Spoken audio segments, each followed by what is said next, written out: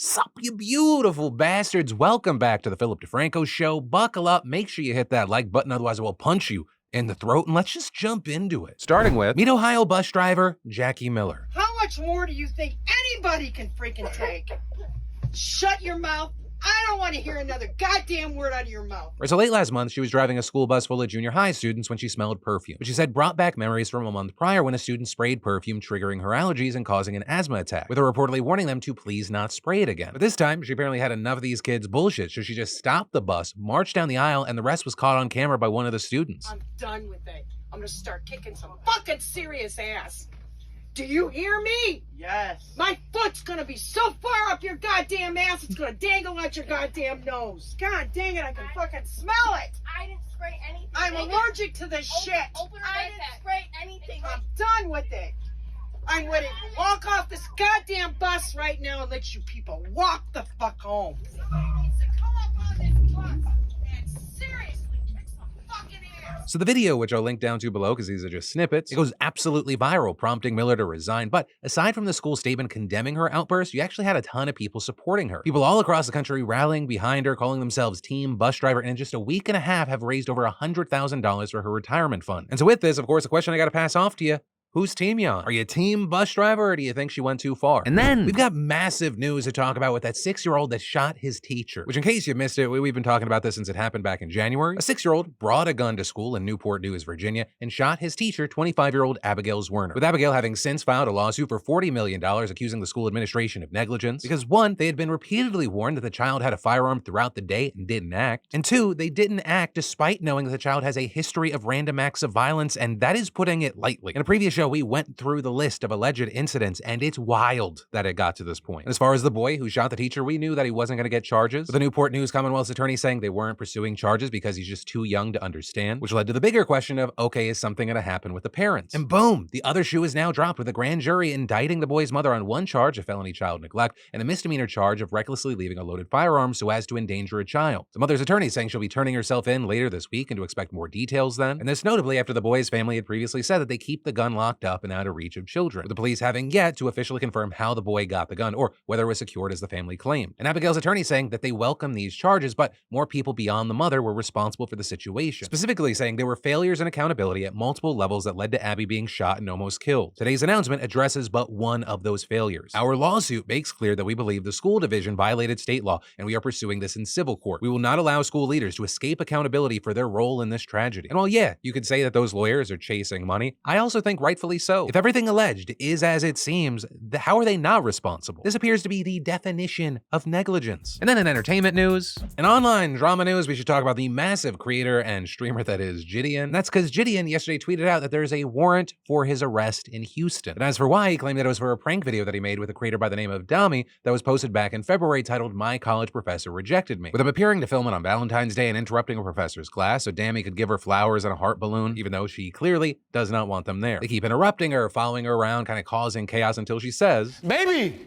UHPD is about to be your Valentine. Oh, Off the door. Take this. I don't Please, know just who you please, are. please. Seriously, I'm not No, gonna- just take it. Okay, Just I'm take, about to call- just I'm take. about to call security now. and as this thing keeps going, she threatens to call the police, with the whole incident moving outside as they bother her while she's on the phone, either with security or the police. But the video also ends before any officers get there, so it's unclear if they actually responded. And as far as Gideon, he has given people interesting updates, saying the warrant is specifically for criminal trespassing. He was also taunting the Houston Police Department on Twitter, tweeting, "I'm back and in Houston and ain't nothing HPD can do about it. 10K likes in 10 minutes, I'll take a pic in front of the HPD." With him then posting a photo holding a sign that's the same as his caption saying L plus ratio. Also, with this, you had some people saying that he was faking it, right? That there was no actual warrant, he's just doing it for clout. So we actually contacted officials in Harris County, where Houston's located, but they couldn't give further details. Though, even with that, we did find an active misdemeanor warrant against him for criminal trespass on the Harris County Sheriff's Office website. Now with this, I will say, this story is a late addition, right? Everything we've heard so far, it's from one side, we're trying to confirm the validity of the warrant and everything happening. But what I will say is whether or not Houston police are actively looking for him,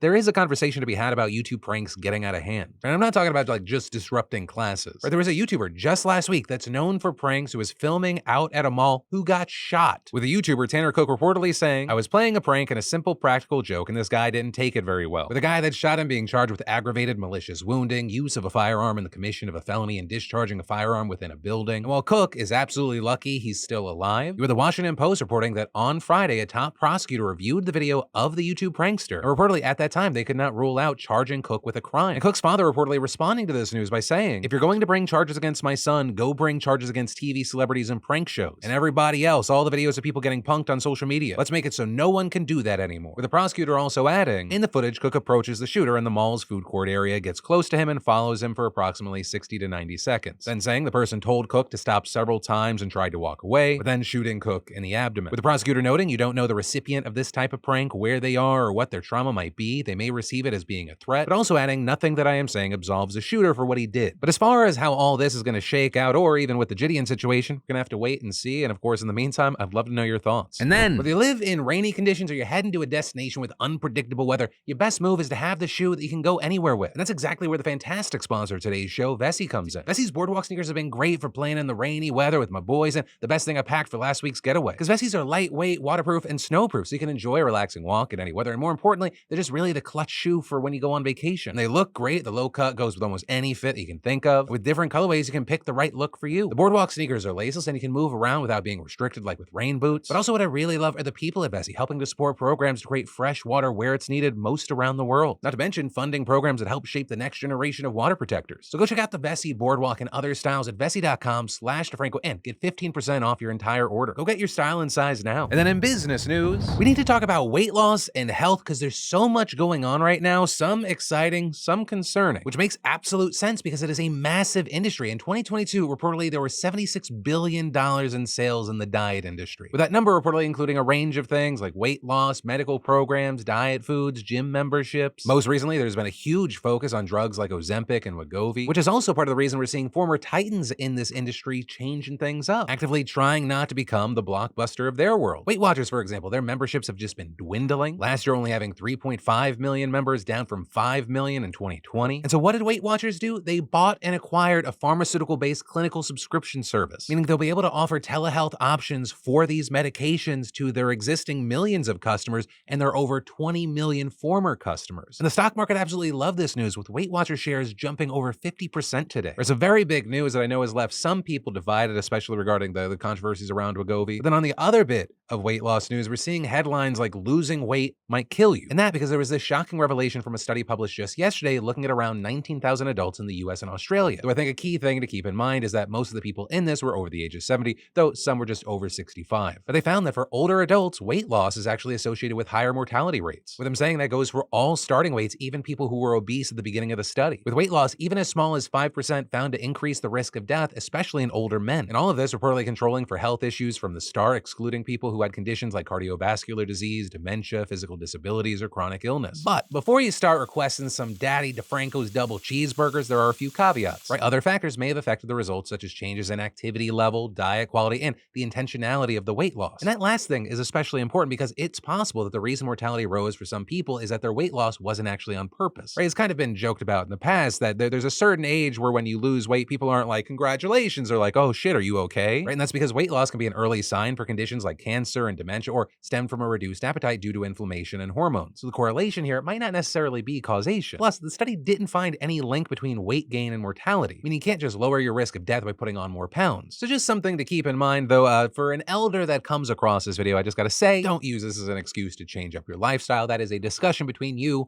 and your doctor. And then in international news, tens of thousands of junior doctors in the UK walked off the job today, and we're already seeing the massive impact. Right, and this after just 1 month ago, some 60,000 junior doctors briefly went on a strike, canceling around 175,000 appointments. But this new demonstration is going to be longer, lasting 4 days until 7 a.m. on Saturday. And some saying this could be the most disruptive demonstration in the history of the NHS, with health services bosses estimating some 350,000 operations and appointments have to be canceled, with other staff also having to be drafted for emergency services, critical care, and maternity care. Which, hey, underlines just how essential these junior doctors are to the NHS. They're practically the backbone, making up almost half of all NHS doctors. Yet according to the doctors' trade union, newly qualified medics make just over £14 per hour, which is why they're asking for a 35% raise to make up for inflation. But just like last time, the government's health secretary says, hey, this demand's just unaffordable, though saying he's willing to negotiate if the strike's called off. But I really don't see that happening because the whole point of this demonstration is to say, hey, we understand things cost. But the government continues down this road of inaction, or they listen to our demands and they meet us. Either way, there is a very real cost. And over these next 4 days, we're going to give you a little preview of that. And I'll also add, like is often the case, I'm on the side of the workers here. Like for people in the healthcare industry, teachers, pretty much anyone that got like a pat on the back and they were praised as a hero during the pandemic,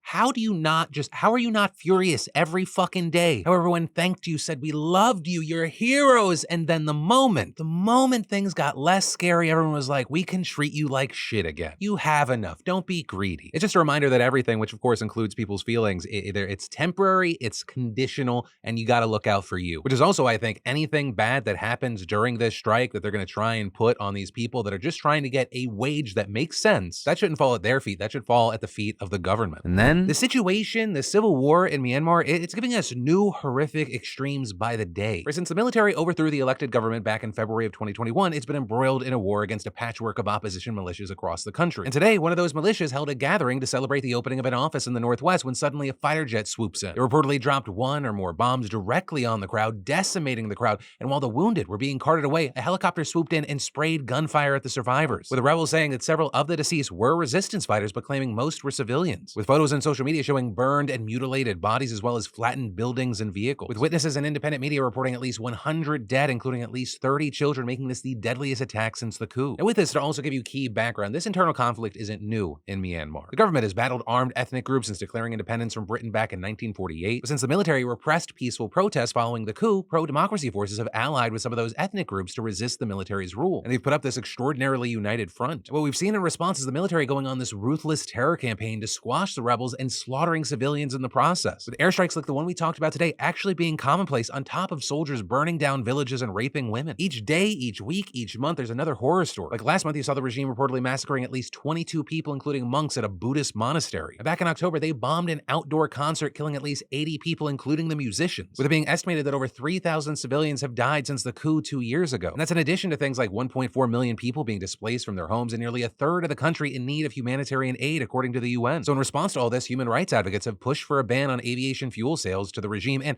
many Western nations have followed through with arms embargoes, with the US and Britain recently imposing sanctions on companies and individuals who sell jet fuel to the military, which is an absolutely key thing to take away and significant because the military there especially relies on its air power since the rebels have little defense against it, and ground troops are vulnerable to mines and IEDs. Right from the beginning of the coup to January this year, there's been a reported 600 air attacks by the military at a minimum, but they will still be getting supplies because China and Russia. They're continuing to supply the military there with supplies and aircraft. And that's where today's show is going to end. Thank you for being a part of another one of my daily dives in the news. My name's Philip DeFranco. You've just been filled in. I love yo faces, and I'll see you tomorrow.